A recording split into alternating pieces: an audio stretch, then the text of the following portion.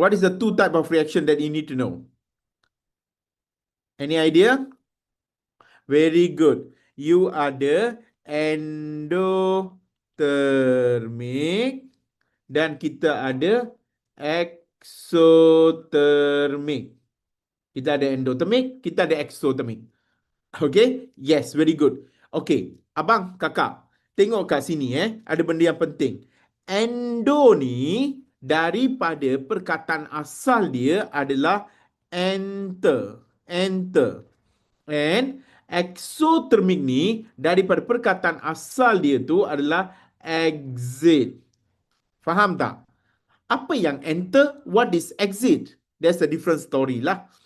Enter here, enter dalam bahasa Melayu, masuk. Am I right? Dia masuk lah. Apa yang masuk? Apa yang masuk? Come on. Apa yang masuk? Ya, termik ni sebenarnya merujuk kepada haba. Termik ni sebenarnya merujuk kepada haba. So, haba. Jadi, exit ni keluarlah. Keluar. So,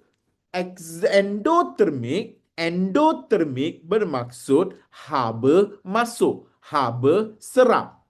You faham tak? Endotermik, haba masuk. Haba diserap. Dan exothermic adalah haba keluar. You faham tak? Haba keluar. Exo, dia keluar. Jadi, okay. Bila saya cakap chemistry dekat sini, apa you all faham? Apa you all faham with the word of chemistry?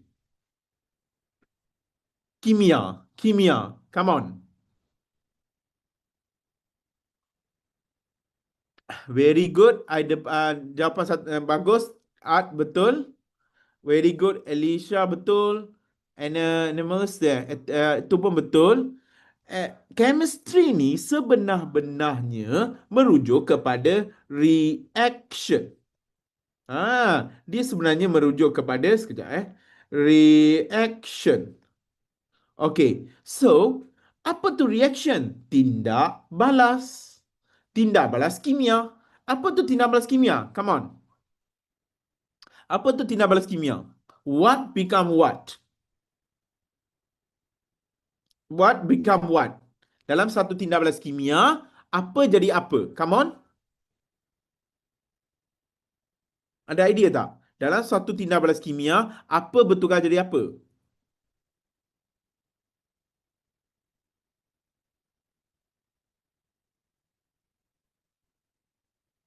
Ada idea tak? Very good. Iaitu satu proses di mana bahan bertukar menjadi hasil. Jadi, tindak balas termochemistry ni sebenarnya kita tengah ukur haba yang terhasil daripada proses ini. Iaitu satu proses bahan bertukar jadi hasil.